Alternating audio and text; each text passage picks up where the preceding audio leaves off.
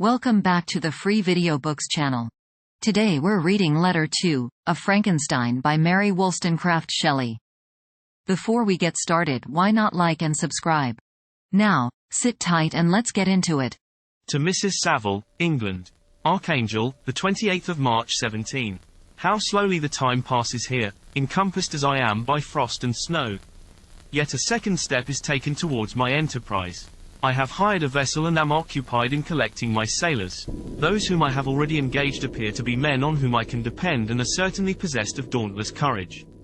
But I have one want which I have never yet been able to satisfy, and the absence of the object of which I now feel as a most severe evil. I have no friend, Margaret. When I am glowing with the enthusiasm of success, there will be none to participate my joy. If I am assailed by disappointment, no one will endeavor to sustain me in dejection. I shall commit my thoughts to paper, it is true, but that is a poor medium for the communication of feeling. I desire the company of a man who could sympathize with me, whose eyes would reply to mine. You may deem me romantic, my dear sister, but I bitterly feel the want of a friend. I have no one near me, gentle yet courageous, possessed of a cultivated as well as of a capacious mind, whose tastes are like my own, to approve or amend my plans. How would such a friend repair the faults of your poor brother? I am too ardent in execution and too impatient of difficulties. But it is a still greater evil to me that I am self-educated. For the first 14 years of my life I ran wild on a common and read nothing but our Uncle Thomas's books of voyages. At that age I became acquainted with the celebrated poets of our own country, but it was only when it had ceased to be in my power to derive its most important benefits from such a conviction that I perceived the necessity of becoming acquainted with more languages than that of my native country. Now I am 28 and am in reality more illiterate than many schoolboys of 15. It is true that I have thought more and that my daydreams are more extended and magnificent, but they want, as the painters call it, keeping, and I greatly need a friend who would have sense enough not to despise me as romantic, and affection enough for me to endeavor to regulate my mind. Well, these are useless complaints. I shall certainly find no friend on the wide ocean, nor even here in Archangel, among merchants and seamen. Yet some feelings, unallied to the dross of human nature, beat even in these rugged bosoms. My lieutenant, for instance, is a man of wonderful courage and enterprise. He is madly desirous of glory, or rather, to word my phrase more characteristically, of advancement in his profession. He is an Englishman, and in the midst of national and professional prejudices, unsoftened by cultivation, retains some of the noblest endowments of humanity.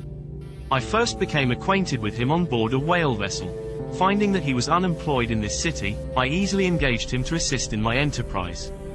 The master is a person of an excellent disposition and is remarkable in the ship for his gentleness and the mildness of his discipline. This circumstance, added to his well-known integrity and dauntless courage, made me very desirous to engage him. A youth passed in solitude, my best years spent under your gentle and feminine fosterage, has so refined the groundwork of my character that I cannot overcome an intense distaste to the usual brutality exercised on board ship. I have never believed it to be necessary, and when I heard of a mariner equally noted for his kindliness of heart and the respect and obedience paid to him by his crew, I felt myself peculiarly fortunate in being able to secure his services. I heard of him first in rather a romantic manner, from a lady who owes to him the happiness of her life. This, briefly, is his story. Some years ago he loved a young Russian lady of moderate fortune, and having amassed a considerable sum in prize money, the father of the girl consented to the match. He saw his mistress once before the destined ceremony, but she was bathed in tears, and throwing herself at his feet, entreated him to spare her, confessing at the same time that she loved another, but that he was poor, and that her father would never consent to the union. My generous friend reassured the suppliant, and on being informed of the name of her lover, instantly abandoned his pursuit.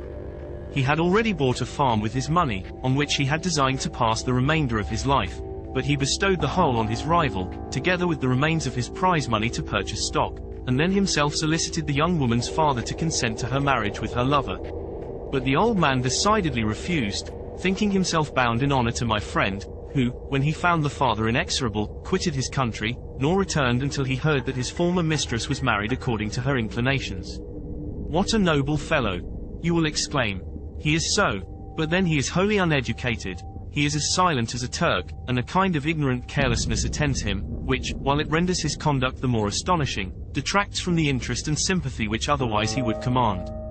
Yet do not suppose, because I complain a little or because I can conceive a consolation for my toils which I may never know, that I am wavering in my resolutions.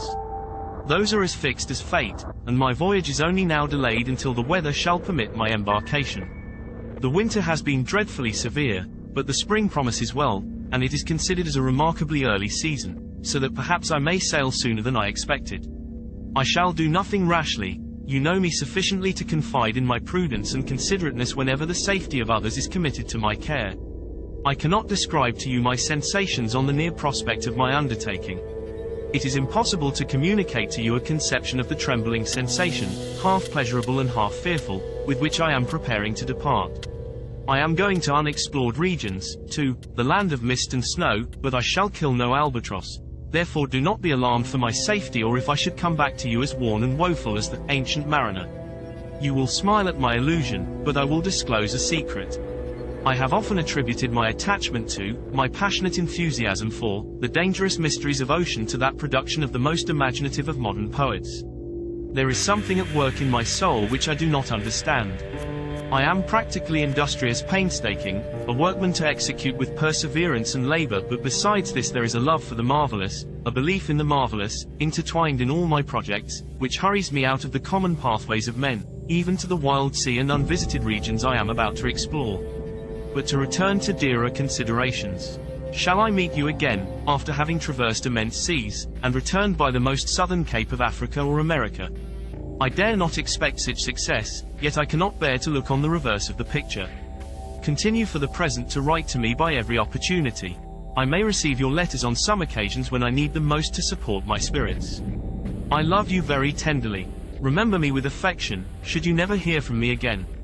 Your affectionate brother, Robert Walton. Did you enjoy today's chapter of Frankenstein? Why not subscribe and ring the bell? Next time we'll be reading Letter 3 Inches. Don't miss it.